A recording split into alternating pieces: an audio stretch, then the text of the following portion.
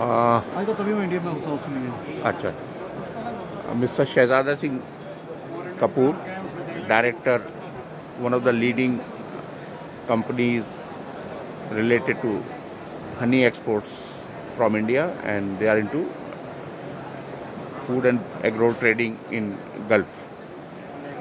Mr. Kapoor, could you please explain what is the activities you are doing here in Dubai, और क्या चल रहा है अभी, गल्फ फूड कैसा रहा इस बार? Actually we are into exports.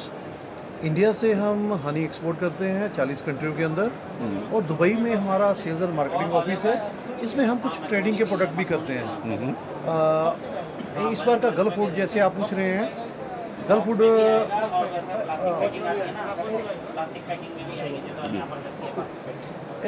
इस बार जो गल्फ फूड है, गल्फ फूड मतलब हमें लग रहा था कि अच्छा नहीं रहेगा, पर तभी काफ़ी अच्छा रिस्पॉन्स आ गया है।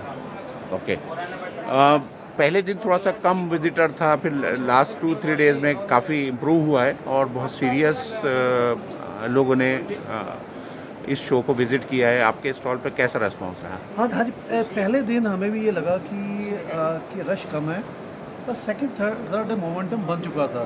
काफ़ी कस्टमर्स आए, और इस पर थोड़ा हुआ कि सीरियस कस्टमर आए हैं। ओके, सीरियस कस्टमर आए हैं और रिस्पॉन्स काफ़ी अच्छा रहा है। कश्मीर एपियरीज कब से है? आपके पेरेंट्स ने इसको लॉन्च किया था, थोड़ा सा कंपनी का बैकग्राउंड क्या है बताएंगे फिर? हाँ जी, मेरे फादर साहब ने इसको स्टार्ट किया था 40 साल पहले। ओके, तकरीबन ये मानेंगे कि वो बी कीपिंग के गॉड फादर ही माने जाते हैं इंडिया के अंदर, क्योंकि बी कीपिंग उन्होंने ही स्टार्ट की थी इंडिया के अंदर। तो पहले उन्होंने बी कीपिंग स्टार्ट की, बी कीपिंग करते करते धीरे धीरे उन्होंने हनी को पैकिंग करना शुरू किया, फिर एक्सपोर्ट करना शुरू किया। ये फादर साहब ने स्टार्ट किया 1975 के आसपास, दुराहा से, पंजाब से। हाँ जी, दुराहा पंजाब से ये सारा स्टार्ट हुआ है। ओके, और आज कितनी प्रोडक्ट रेंज है आपके पास और कितने कंट्रीज में प्रेजेंस है आपके प्रोडक्ट्स की? प्रोडक्ट रेंज हनी के अंदर तो काफ़ी बड़ी प्रोडक्ट रेंज है, क्योंकि इंडिया में लोगों को लगता है कि इंडिया के अंदर एक ही तरह का हनी होता है, जैसे बड़ी कंपनी एक ही तरह का हनी बेच रही है, ऐसा नहीं है। इंडिया के अंदर तकरीबन 40-50 तरह के हनी होते हैं, उसमें 20-25 तरह के मेजर हनी होते हैं। इंडिया के अंदर ब्लैक हनी से लेके वाइट कलर तक का हनी होता है। तो रेंज के हिसाब से हनी हमारे पास काफ़ी बड़ी रेंज है। आपको जैसे कुछ डिटेल में कुछ बताना चाहूँगा, जैसे लीची हनी हो गया, वो फेमस है। ऑर्गेनिक हनी हो गया, सनफ्लावर हनी हो गया, यूकलिप्टस हनी हो गया, हिमालयन हनी हो गया, कश्मीर हनी हो गया। कश्मीर से बहुत अच्छा क्वालिटी का हनी निकलता है। और जो हमारी राजस्थान की बेल्ट है उसके मस्टर्ड ऑयल की सरसों का हनी जी बहुत अच्छा निकलता है। तो ये तो हो गया हनी के। देखो, लोगों को लगता है कि बीज सिर्फ हनी पैदा करती हैं, ऐसा नहीं है। हनी के साथ साथ पोलन हो गया, प्रपोलिस हो गया, रॉयल जेली हो गया, बी वेनम हो गया, बी स्टिंग हो गया, बीज वैक्स हो गया, ये भी एक बायो प्रोडक्ट है जो हम सेल करते हैं। बट ये बहुत जनरल अवेयरनेस नहीं है। कंज्यूमर अगर इवन आज भी इंडिया में मार्केट में जाता है, वो सिर्फ हनी बोलता है या कोई भी XYZ ब्रांड का नाम लेता है, उसको पता नहीं है कि मुझे मस्टर्ड की हनी, मतलब उसके क्योंकि आप लोग इस पे बहुत सालों से काम कर रहे हैं, तो जाहिर है आपने रिसर्च की होगी कि कौन सी पर्टिकुलर हनी किस बेल्ट की किस लेवल पे जाकर कंज्यूमर को या किस बीमारी के लिए है, किस है। आपने बहुत अच्छी बात की है जी। मैं आपको इसका एक एग्जांपल देना चाहूँगा। अभी भी इंडिया के अंदर पर कैपिटल हनी की कंजप्शन बहुत कम है। इसका रीज़न है कि हम उनको एक ही तरह का हनी दे देते हैं मार्केट के अंदर। जो बड़े ब्रांड हैं एक ही तरह का हनी लेके जाते हैं। जब आप फॉरेन में जाएंगे, वहाँ आपको अलग अलग तरह का हनी वहाँ मिलेगा।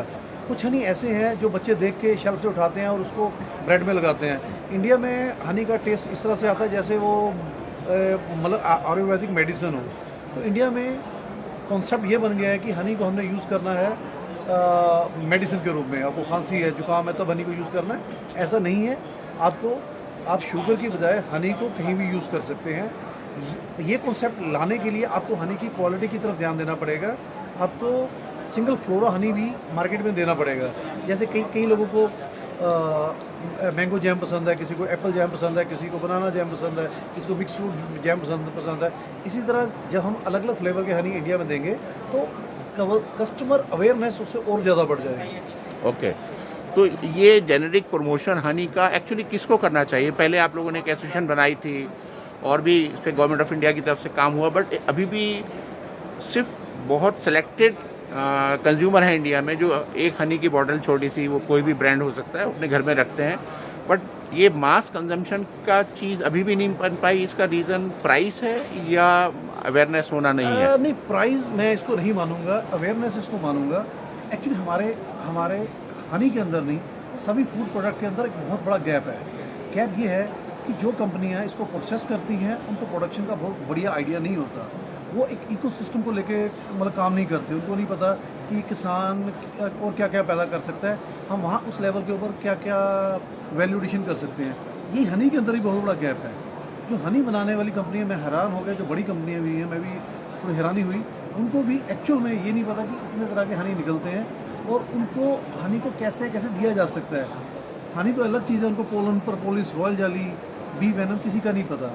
तो इसके लिए मैं ये कहना चाहूँगा कि गवर्नमेंट ऑफ इंडिया इसका इनिशिएटिव ले, बड़ी कंपनियां भी इसका इनिशिएटिव लें। मैं भी अपने तौर पे अपने यूट्यूब चैनल के माध्यम से या मीडिया के माध्यम से इसको लोगों को अवेयर करने की कोशिश कर रहा हूँ, पर मेरे अकेले से नहीं होगा, इसको सबको साथ जुड़ के इसको अवेयर करना पड़ेगा, तब इसकी अवेयरनेस इंडिया के अंदर आ सकती है।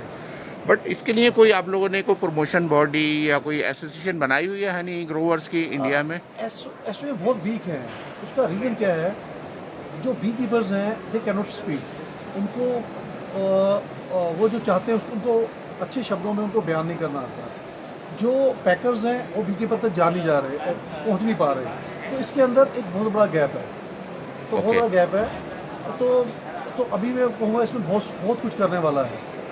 और जो एसोसिएशन है, जो हमारा कोई बोर्ड वगैरह भी बने हैं, उसमें लोग बहुत कम हैं और बी कीपर के पास नहीं जा पा रहे हैं। ओके, ये सभी एग्रीकल्चर प्रोडक्ट के अंदर है। हमारे पास पोटेंशियल बहुत बड़ा है, पर उनको सिखाने वाला कोई नहीं है। वो काम करने के लिए तैयार है और फार्मर्स को सिखाने वाला कोई नहीं है। मतलब एक्सटेंशन वर्कर्स की अभी भी आपको लगता है ज़रूरत है? एक्सटेंशन वर्कर बहुत है, पर क्वालिटी एक्सटेंशन वर्कर कम है। ओके। और मुझे लगता है कि अब जैसे सोशल मीडिया का जब ज़माना आ गया, तो हम एप्लीकेशन के थ्रू या सोशल अवेयरनेस के थ्रू फार्मर तक पहुंच सकते हैं।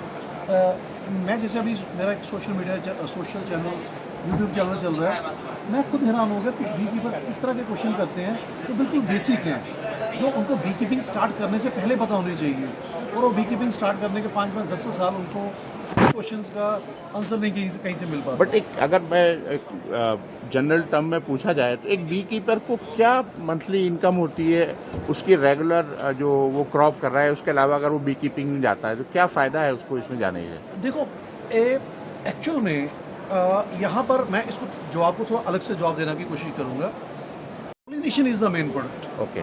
क्योंकि बीज जो पोलिनेशन करती हैं, आपको मैं अमेरिका की एग्जांपल दूंगा। अमेरिका के अंदर जो हनी निकलता है वो $2 बिलियन का निकलता होगा, पर उन्होंने ये जज किया है कि पोलिनेशन से $20 बिलियन की इकोनॉमी की ग्रोथ होती है। यूरोप में ये $22 बिलियन की है। इंडिया में इसका पोटेंशियल $80 बिलियन है, यानी कि 5.5 लाख करोड़ का पोटेंशियल है सिर्फ पोलिनेशन का। हम हनी नहीं निकाल सकते इतना। Honey is a bio product, pollination is a main product. यहीं पर हम गलती करते हैं। अब सेकंड में आपको ये बताना चाहूँगा कि आपने बी कीपर को क्या बेनिफिट है। बी कीपर जो बी कीपिंग करता है उसका 2000 रुपये का पर हाइव का 1 साल का खर्चा आता है। 1 साल का खर्चा आता है बी कीपर का। तो उसको तकरीबन 30 किलो 35 किलो पर हाइव हनी निकालना चाहिए, तो उसके खर्चे उससे मीट हो जाते हैं या उसको प्रॉफिट आता है अपने घर के लिए। पर यहाँ पर अगर वो पोलन निकाल सकता है, परपोलिस निकाल सकता है, रॉयल जेली निकाल सकता है, इसकी अवेयरनेस नहीं है। जो चाइना के लोग कर रहे हैं या यूरोप के लोग कर रहे हैं, अगर वो करें तो मैं ये बोलूँगा कि बी कीपिंग जितने आप लगाएंगे अगले साल उससे ज़्यादा निकाल लेंगे, पर ऐसा होता नहीं है। ग्राउंड रियलिटी ये नहीं है, पर बी कीपिंग में इतना प्रॉफिट है बी कीपिंग में। तो आप लोग कैसे फॉरवर्ड लिंकेज और बैकवर्ड लिंकेज के बीच का जो गैप है वो आप पूरा कर रहे हैं? तो कोई एजुकेशनल प्रोग्राम वगैरह इस तरह के आप लोग ऑर्गेनाइज नहीं करते फार्मर्स के लिए? मैं 2013 तक तो मैं काफ़ी ऑर्गेनाइज कर रहा था, क्योंकि मैं इंडिया में था। फिर मैं इंडिया से यूएई मूव कर गया। फिर थोड़ा सा गैप आया, क्योंकि इसमें मैं भी बी कीपिंग करता था। मेरा अपना करियर भी बी कीपिंग से स्टार्ट हुआ। अब मैं अपने तौर पे ऊपर अपनी कंपनी के तौर पे हम स्टार्ट कर रहे हैं। अब एक स्कीम चली है cluster based scheme. Government of India की स्कीम है, उसमें अवेयरनेस प्रोग्राम है। उसमें अभी हमने टारगेट लिया है कि 25,000 जो फार्मर्स हैं, मतलब उसके क्लस्टर रेडी करने हैं ऑल ओवर इंडिया। मतलब चाहे असम हो गया, चाहे कश्मीर हो गया, चाहे कन्याकुमारी हो गया, वहाँ पर हमने क्लस्टर रेडी करने हैं, तो उसके ऊपर लगे हुए हैं। ये हम एक इकोसिस्टम बनाने की कोशिश कर रहे हैं, क्योंकि इकोसिस्टम मैं बार बार इस वर्ड का यूज़ कर रहा हूँ क्योंकि ये बहुत ज़रूरी है, जहाँ पर सभी स्टेक होल्डर, चाहे वो कंज्यूमर हो गया, चाहे वो फार्मर हो गया, चाहे वो गवर्नमेंट बॉडी होगी, चाहे एक्सपोर्टर हो गया, NGOs हो गए, या फार्मर हो गए, अगर इनको सभी को एक जगह, क्योंकि बी कीपिंग का फ़ायदा हम सीधा सीधा हनी और अनएम्प्लॉयमेंट से नहीं जोड़ सकते। बी कीपिंग बहुत बड़ा फील्ड है, बायोडाइवर्सिटी का काम करती हैं, फॉरेन रेवेन्यू इससे जनरेट होगा, हमारी जो फूड सिक्योरिटी की प्रॉब्लम है, हमारी जो फसलें पॉपुलेशन के हिसाब से कम होती जा रही हैं, ये उसमें भी फ़ायदा देगा। तो मेरा ख्याल है कि इसके स्टेक होल्डर बहुत ज़्यादा हैं, पर अभी तक अवेयर ना होने के कारण वो जुड़ नहीं पा रहे हैं। सबको मिलकर काम करने की ज़रूरत है इंडिया में। सर, मैंने एक 360 डिग्री प्रोग्राम रेडी किया हुआ है, तो मैं आपके चैनल के माध्यम से बताना चाहूँगा कि मिनिस्ट्री में, जैसे MSME में नितिन गडकरी जी हैं, वो अभी मैं कल उनका पढ़ रहा था, they want to start 5,000 cluster in India, पर जो नीचे तक जाने वाला रास्ता वो ठीक नहीं है, जो थोड़ा प्लानिंग भी वीक है, उससे वो पूरा नहीं कर पर पाएंगे। उसमें आप अपना जो भी आपके इश्यूज हैं, आपका प्रपोजल है और जो आपका इकोसिस्टम का कंसेप्ट है, वो अगर गवर्नमेंट को देते हैं तो कम से कम उस 5,000 क्लस्टर में से अगर आपको फॉर एग्जाम्पल 50 क्लस्टर मिलते हैं, तो आप उसके स्टेक होल्डर बन के और ये एक्सटेंशन प्रोग्राम हाँ, कर सकते हैं। नहीं, हम अपनी तरफ से कोशिश कर रहे हैं, पर अभी बॉटलनेक बहुत सारे हैं। रीज़न है कि जो भी इसके नोडल एजेंसीज हैं, उनको बी कीपिंग का आइडिया नहीं है, जो पेपर वर्क है बहुत स्लो है, एक एक प्रोजेक्ट पास होने में। अब जैसे मैंने अपनी कंपनी से लोन लेना है, हमने बैंक के पास जाना है, तो 1 महीने में पास कर देते हैं। ये छोटे छोटे फार्मरों को लोन जाने हैं, उसको पास करने में 5 6 महीने लगाते हैं, तो उससे जो फार्मर का मोटिवेशन है वो ख़त्म हो जाएगा। अभी मतलब अब फार्मर लेवल के ऊपर इतना ज़्यादा पेपर वर्क हो नहीं सकता। आपको भी पता है, मुझे भी पता है, जो उसकी गाइडलाइन, अगर गाइडलाइन के हिसाब से हम चले फिर तो एक भी क्लस्टर नहीं बन सकता। बट इन सब ऑड्स के बावजूद आप इंडिया का बी कीपिंग सेक्टर का क्या फ्यूचर मानते हैं? देखो, मैं ये मानता हूँ कि इसका फ्यूचर बहुत ब्राइट है, सस्टेनेबल है, और आज के समय के अंदर मैं आपको ये भी बताना चाहूँगा, all the industry is sitting on A time bomb. मैं टाइम बॉम्ब इसलिए यूज़ कर रहा हूँ कि हमें बी कीपर की सस्टेनेबिलिटी का ध्यान रखना ज़रूरी है। बी कीपर अभी भी सस्टेनिंग कर रहे हैं, पुराने बी कीपर ख़त्म हो रहे हैं, नए बी कीपर गवर्नमेंट लेके आ रही है, वो 4-5 साल काम करके वो भी ख़त्म हो रहे हैं, क्योंकि बी कीपर को एक एक्स्ट्रा इनकम चाहिए। वो थोड़ी इनकम के लिए बी कीपिंग में नहीं आ पाएगा, क्योंकि bee keeping is a tough job. तो मेरा ख्याल है कि इसके ऊपर 360, फिर मैं बताऊँगा कि 360 के ऊपर वर्क करना है। पहला काम ये है कि आज के समय के अंदर, अगर मैं टेक्निकल लैंग्वेज में बोलूँ, हमारी जो बीज हैं वो डिग्रेड हो गई है। जो हमने इटली से बीज मंगाई थी, हमारा जो स्टॉक था वो स्टॉक कमज़ोर होता जा रहा है। अब ये कमज़ोर बीज, उसके बच्चे कमज़ोर, ऐसे ऐसे होते होते हनी पर भी हाइव हनी की प्रोडक्शन कम होती जा रही है।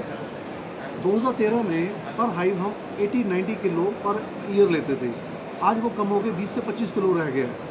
तो आप देखें कि फिशरी में या डेयरी में या एग्रीकल्चर में पर हेक्टेयर प्रोडक्शन बढ़ती जा रही है, पर बी कीपिंग के अंदर पर बी हाइव प्रोडक्शन कम होती जा रही है।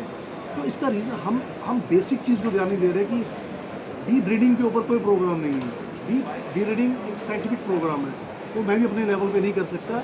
उसके लिए मतलब साइंटिस्ट की इन्वॉल्वमेंट चाहिए, कैसे हम अपनी जो क्वींस हैं, मतलब जो बी स्टॉक है, उसको इम्प्रूव कर सकें। अब कनाडा के अंदर एक सीज़न के अंदर लोग 80 किलो हनी भी ले लेते हैं, हमारा 3-3, 4-4 महीने का ट्रॉपिकल वेदर में, अच्छे एनवायरनमेंट में, सीज़न में भी हम 20-25 किलो नहीं निकाल पाते। ये रीज़न मेरे ये बीज का बहुत बड़ा रीज़न बन गया है। पूरा इकोसिस्टम का कंसेप्ट है, वो एक बार शेयर कीजिएगा। We like to publish an article on this. मैं आपको कम्युनिटी शेयर कर दूँगा, वो थोड़ा डिटेल में है, तो थोड़ा साइंटिफिक मतलब मैनर में भी है, वो मैं आपको पूरा बता सीरीज की दूँगा। तरह से हम पब्लिश कर हाँ, सकते हैं। आज ही आप कर सकते हैं, वो कर सकते हैं। चलो, ओके, थैंक यू जी।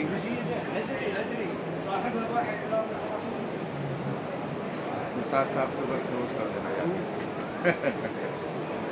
पानी तो लेंगे? पानी। पानी